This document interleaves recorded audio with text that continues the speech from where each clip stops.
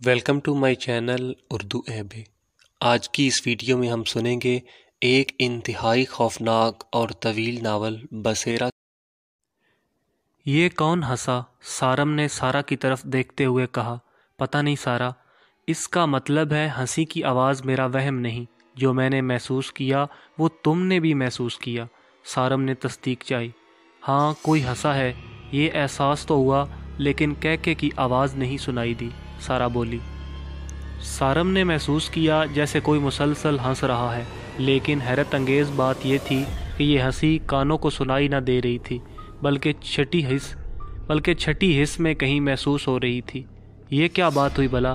कानों से सुनाई नहीं दी लेकिन महसूस हुई, सारा ने तंग कर हैरत से कहा। सुनो सुनो, देखो, जैसे कोई करखत आवाज़ में तंजिया हंस रहा है। सारा, किसी शैतान की आवाज़ लगती है, क्या तुम्हें नहीं सुनाई दे रही? सारम ने कन अखियों से सारा को देखते हुए फिजा की तरफ इशारा करते हुए कहा। अरे मुझे कुछ नहीं सुनाई दिया, छोड़ो इन सब बातों को, चलो अंदर चलते हैं। ये बताओ आज खाने में क्या बनाऊं? सारा ने उसे बाजू से पकड़कर खींचते हुए कहा। खाने में? आज कहीं बाहर चलकर खाना खाते हैं, सारम तवक्कुफ के बाद बोला। ओके ओके, सारा ने खुश होते हुए कहा और फ़ौरन तैयारी में मसरूफ़ हो गई। रात को 11 बजे के करीब वो वापस आए। जैसे ही सारम लाउंज में दाखिल हुआ, एक सर्द हवा का झोंका इसको छू कर गुजरा।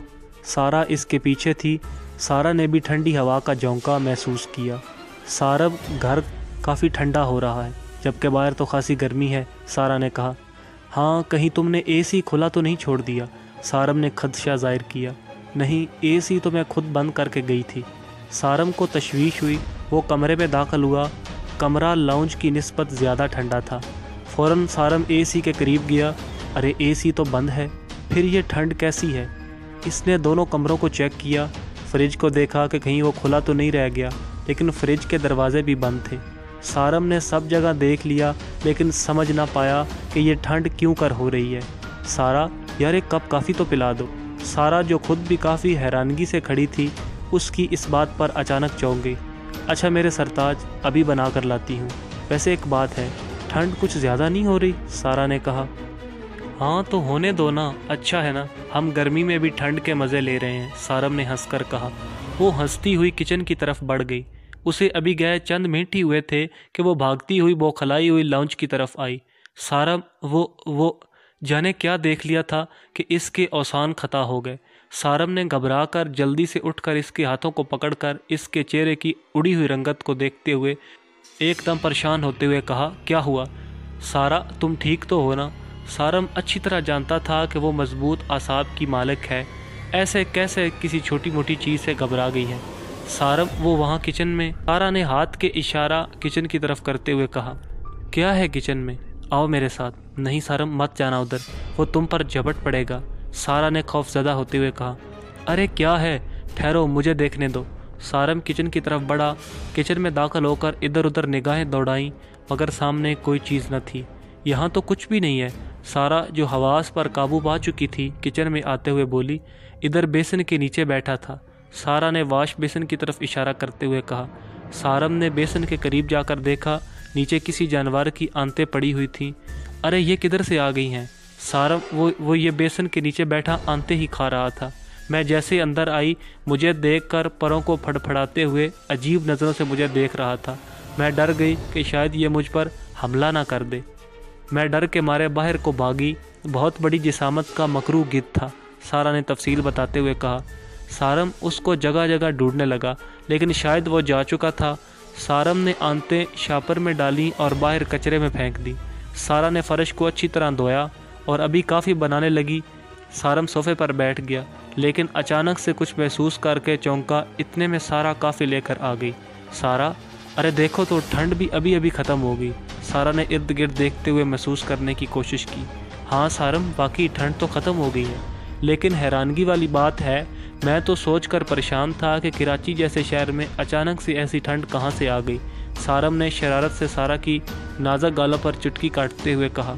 उफ, शरारत नहीं, आराम से बैठकर काफ़ी पियो, सारा ने झेंप कर कहा। अरे तुम तो डरती नहीं थी, फिर एकदम किचन से भाग कर क्यों आई? सारम ने इसके हाथ को अपने हाथ में लेते हुए कहा। अरे मैं इस गिद्ध से थोड़ी बहुत डर गई थी। मैं तो आते देख कर ही घबरा गई। हाँ ना मेरी शेरनी, तू बहादुर है तभी तो भागती है। सारा ने उसके सीने पर मुक्का जड़ते हुए कहा कि आगे देख कर काफ़ी पियो, सारी नीचे फेंक रहे हो। वाह, काफ़ी तो बड़ी मज़ेदार बनाई है, सारम ने तारीफ़ी अंदाज में कहा। जी जनाब, जल्दी से पी लो, मुझे नींद आ रही है, सारा ने इसकी आंखों में देखते हुए कहा। दोनों में एक दूसरे की जान बसती थी। तभी वो उठकर सोने की तैयारी करने लगी। सुबह सारम को ऑफिस जाने के बाद सारा लाउंज में बैठी चाय पी रही थी। तभी दरवाजे पर दस्तक हुई। इसने उठकर मेन गेट का छोटा दरवाज़ा खोला। बाहर खाला सज्जो खड़ी थी। अरे खाला, तुम आओ ना, अंदर चलो। खाला सज्जो को लिए वो लाउंज में आ गई। खाला तुम बैठो, मैं तुम्हारे लिए चाय लाती हूँ। पहले चाय पियो फिर काम शुरू करना। अरे बीबी, चाय का तकल्लुफ़ ना करें, खाला सज्जो ने उसे आवाज़ देते हुए कहा। अरे खाला, तकल्लुफ़ कैसा, चाय बनी हुई है, मैंने अभी पी है। सारा इसके लिए चाय लाई, ये लो खाला। खाला सज्जो ने इसको तशक्कर आमेज़ निगाहों से देखते हुए कहा। बीबी, अल्लाह आपका भला करे, ज़िंदगी की हर खुशी अता करे, खाला सज्जो ने उसे दुआएं देते हुए कहा। सारा ने सोचा कि रात वाले वाक़े का जिक्र करे खाला से, लेकिन फिर कुछ सोचकर खामोश हो गई। कहीं ऐसा ना हो खाला सज्जो घबरा जाए और वापस काम पर ही ना आए, फिर कहाँ से ढूंढेगी ऐसी मासी, यही सोचते हुए वो खामोश हो गई। सारे काम निपटा कर जब खाला सज्जो गीले कपड़े छत पर डालने गई तो वो सामने ही छत की दीवार पर बैठा था। खाला सज्जो इसको देखकर खौफजदा हो गई। वो सामने वाली दीवार पर बैठा था। इसने गर्दन घुमाकर खाला को देखा। खाला सज्जो के जिस्म में सनसनी फैल गई। आंखें नीचे किए जल्दी जल्दी रस्सी पर कपड़े डालकर खाला जीने की तरफ भागी। सारा जो डाइनिंग टेबल पर बैठी सब्जी काट रही थी, खाला को यूं तेज़ तेज़ सीढ़ियाँ उतरते देखकर चौंक गई। खाला सज्जो के चेहरे पर खौफ के तासरात और असरात नुमायाँ हो चुके थे। क्या बात है खाला, खैर तो है? वो सामने दीवार पर बैठा है, खाला सज्जो ने ऊपर छत की तरफ इशारा करते हुए कहा। कौन बैठा है खाला? बीबी, मैं नाम नहीं ले सकती, वही मनहूस है, तुम खुद जाकर देख लो। सारा ने फ़ौरन छुरी मेज़ पर पटकी और छत की तरफ चलने लगी। जैसे ही उसने जीने का दरवाज़ा खोला, सामने ही दीवार पर बैठा वो उसे नज़र आ गया। सारा को अपने जिस्म में खौफ सा उतरता महसूस हुआ। इसने गर्दन घुमाकर सारा की तरफ देखा। वो गैर मामूली जिसामत का गिद्ध था। शायद यह वही था जो इस दिन किचन में किसी की आंतें खा रहा था और सारा को नज़र आया था। सारा ने हिम्मत करके कदम आगे बढ़ाया ताकि उसे उड़ा सके, लेकिन एकदम इस पर घबराहट तारी हो गई। वो आंखें सारा पर टिकाए देख रहा था। सारा को महसूस हुआ जैसे इसका दिल कोई मुट्ठी में लेने की नाकाम कोशिश कर रहा है। सारा डर के मारे वापस पलटी, सीढ़ियाँ उतर कर नीचे आ गई। बीबी, देख लिया? खाला सज्जो ने उसे नीचे उतरता देखकर पूछा। हाँ खाला, देख लिया। वो तो एक आम सा गिद्ध है, तुम इसको देखकर डर क्यों गई? सारा ने पूछा। बीबी, मैं इस मनहूस से बहुत डरती हूँ, वो गिद्ध थोड़ी है, खाला बेइख्तियार बोली। वो गिद्ध नहीं तो फिर क्या है? सारा ने इस्तिफसार किया। बीबी, इसने एक बार मुझे, खाला सज्जो कहते कहते अचानक रुक गई। क्या तुमने इससे पहले भी ये देखा है? सारा ने पूछा। इसे मैं बहुत दिनों से देख रही हूँ, ये इसका पक्का ठिकाना है, यही दीवार के ऊपर बैठता है। लेकिन खाला, मैंने तो इसे पहले कभी नहीं देखा, न सारम ने कभी देखा। हालांकि सारम रोज़ छत पर जाते हैं। हालांकि सारम पहले भी यहाँ आते रहते थे, अगर देखा होता तो ज़रूर तज़किरा करते। हाँ बीबी, आप ठीक कहती हो, 2-2.5 महीने से मुझे भी नज़र नहीं आया। जब से मकान खुला है उसी दिन से ये गायब है। खाला, तुम्हें ये कहाँ से नज़र आता है? गली से बीबी, मैं रोज़ पिछली गली से गुज़रती हूँ, इस पर मेरी नज़र ज़रूर पड़ती है। जब से मकान बना है तब से देख रही हूँ। लेकिन खाला, इस मकान को तो बने बहुत अरसा हो गया है। जी बीबी, 10-12 साल हो गए हैं। सारा को यकीन होने लगा कि खाला बहुत कुछ जानती है मकान के बारे में, लेकिन बताने से खौफज़दा है। लेकिन आहिस्ता आहिस्ता बातों में लगाकर वो खाला से सब कुछ जानना चाहती थी। इसने सोचा कि अगर मैं बातों में इसको उलझाकर सब उगलवा लूँ तो बहुत अच्छा हो जाएगा। सारा ने दिल ही दिल में सोचा खाला सज्जो को बातों में लगाया जाए। वो इसे बातों में लगाए रखने के लिए किचन में ले गई और चाय पानी रखना, खाला तुम बैठो, चाय पी कर जाना। सारा ने किचन से आवाज़ दी। हाँ बीबी जी, मैं इधर ही हूँ। खाला सज्जो खुश हो गई। उसे इतनी अहमियत बाकी घरों में कहाँ मिलती थी। सारा चाय बना कर ले आई। खाला, तुम्हें इस इलाके में काम करते कितना अरसा हो गया है? बीबी, कोई 20 साल तो हो गए हैं, खाला सज्जो ने चाय का घूंट भरते हुए कहा। بی بی جادو ہے آپ کے ہاتھ میں، بہت اچھی چائے بنائی آپ نے، خیر سے شکریہ خالہ۔ خالہ یہ مکان تو پھر تمہارے سامنے ہی تیار ہوا ہوگا؟ ہاں نا بی بی جی، یہ جو پروین بیگم ہے نا، ان کے سسر نے تعمیر کروایا تھا ہمارے ہاں بی بی جی۔ یہ جو پروین بیگم ہے نا، ان کے سسر نے ادھر 2 پلاٹ لیے تھے، ایک اپنے لیے اور ایک اپنے دوست ماجد صاحب کے لیے۔ خود تو انہوں نے فوراً ہی مکان بنا لیا، لیکن ماجد صاحب والا پلاٹ بہت سالوں تک خالی پڑا رہا۔ یہاں پہلے نیم کا بہت بڑا اور گھنا درخت تھا۔ اس درخت کی خاص بات یہ تھی کہ اس پر گدھوں کا بسیرا تھا۔ میں نے ان گدھوں کو ادھر بیٹھتے ہوئے دیکھا تھا، کبھی اڑتے ہوئے بھی دیکھتی تھی۔ سارا خوش ہو رہی تھی کہ خالہ سجو کی رکی ہوئی گاڑی سٹارٹ ہو چکی تھی۔ ویسے خالہ، آبادی کے بیچ گدھ کہاں ہوتے ہیں؟ وہ تو دور ویرانوں میں رہتے ہیں، یہاں تو گھنی آبادی ہے، سارا نے تشویش سے کہا۔ ہاں بی بی، لیکن اس نیم کے درخت کے علاوہ ان کو کہیں نہیں دیکھا گیا۔ یہ یہاں پر جانے کب سے آباد تھے۔ پھر جب پروین آپا کے سسر کے دوست ماجد صاحب نے مکان بنوانے کے لیے درخت کو کٹوانا چاہا اور کٹوانے کے لیے آدمی بلائے تو وہ اتنے سارے گدھ دیکھ کر پریشان ہو گئے۔ خیر جیسے تیسے ہمت کر کے 2 بندوں نے شاخیں کاٹنی شروع کی تو گدھوں نے ان پر حملہ کر دیا۔ بے شمار گدھ اڑ کر فضا میں بکھر رہے تھے اور ان آدمیوں کو کافی زخمی بھی کر دیا۔ یہ سب میرے سامنے ہوا۔ میں پروین آپا کے گھر کی چھت پر کپڑے ڈال رہی تھی، کچھ گدھ ہماری چھت کے اوپر بھی منڈلا رہے تھے۔ درخت کاٹنے والے اپنے زخمی ساتھیوں کو لے کر بھاگ گئے۔ اچھا تو پھر درخت کیسے کاٹا؟ سارا نے پوچھا۔ بی بی، کوئی بھی شخص درخت کاٹنے کے لیے تیار نہ تھا۔ جب ماجد صاحب بہت پریشان ہو گئے تو انہوں نے کسی عامل سے رجوع کیا۔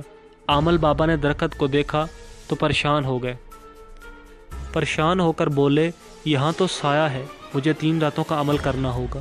پھر سارا بڑے انہماک سے خالہ سجو کی باتیں سن رہی تھی۔ پھر کیا؟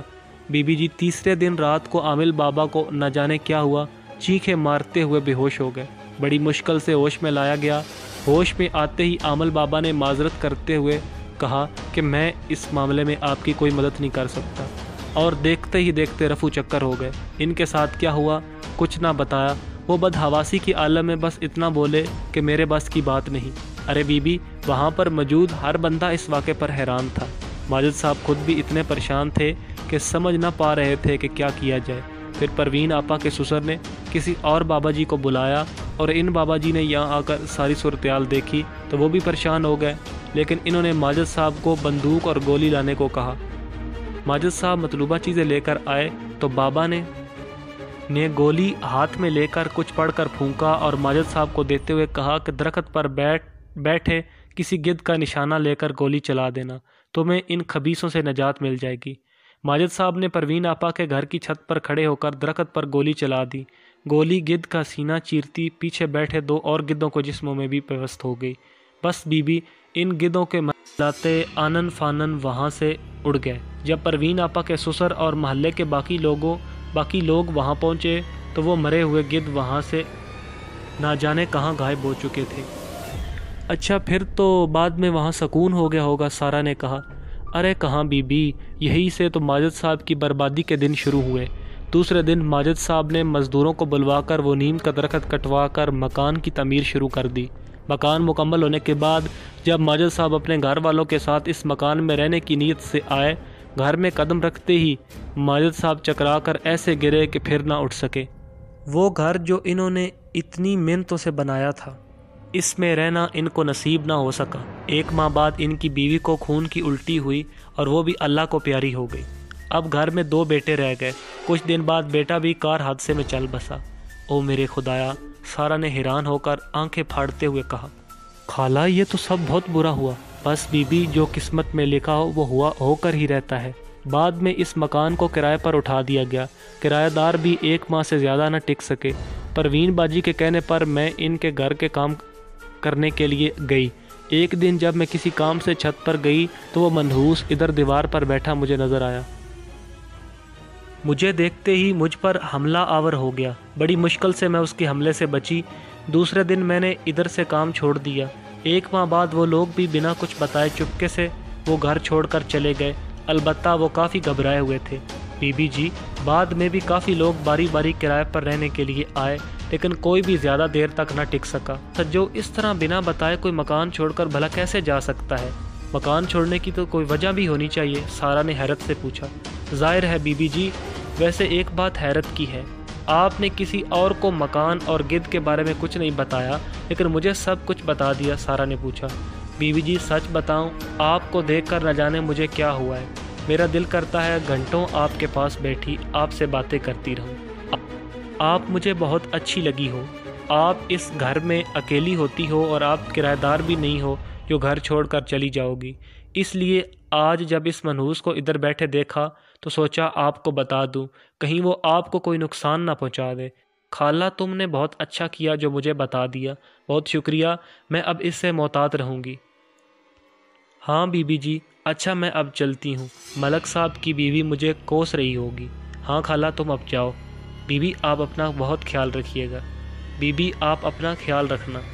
یہ کہہ کر خالہ سجو چائے کا کپ نیچے رکھتے ہوئے گھر کے باہر کی طرف چل پڑی، اور میں بڑے ہی انہماک سے اسے جاتا دیکھ رہی تھی۔ جاری ہے ناول بسیرا، باقی اگلی ایپیسوڈ میں۔